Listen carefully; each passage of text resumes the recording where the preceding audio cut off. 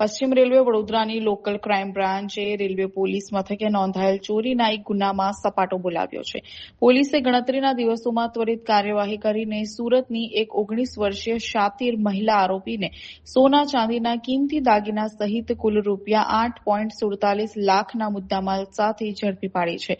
Railway પોલીસના જણાવ્યા અનુસાર ઇન્દોર સ્પેશિયલ એક્સપ્રેસ ટ્રેનના એસી કોચમાં મુસાફરી કરી રહેલા એક પ્રવાસીના સોનાના દાગીના ભરેલા પર્સની ચોરી થઈ હતી.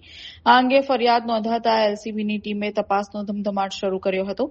પોલીસે રેલવે સ્ટેશન અને આસપાસના સીસીટીવી ફૂટેજ, હ્યુમન ઇન્ટેલિજન્સ તેમજ ટેકનિકલ સર્વેલન્સની મદદ લઈને આખરે મહિલા ચોરને શોધી કાઢી હતી. પકડાયેલી આરોપી મહિલાની ઓળખ ખુશી કમલેશ પાંડે રહે છે ગુડાદરા, સુરત તરીકે થઈ છે. પોલીસે આરોપી પાસેથી ચોરી થયેલો તમામ મુદ્દામાલ રિકવર કર્યો છે.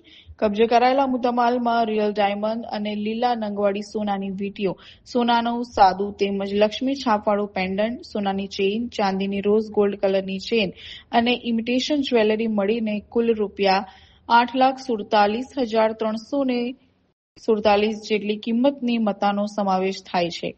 રેલવે પોલીસે ગુનામાં સંડોવાયેલી યુવતીની ધરપકડ કરી આગળની કાર્યવાહી હાથ ધરી છે.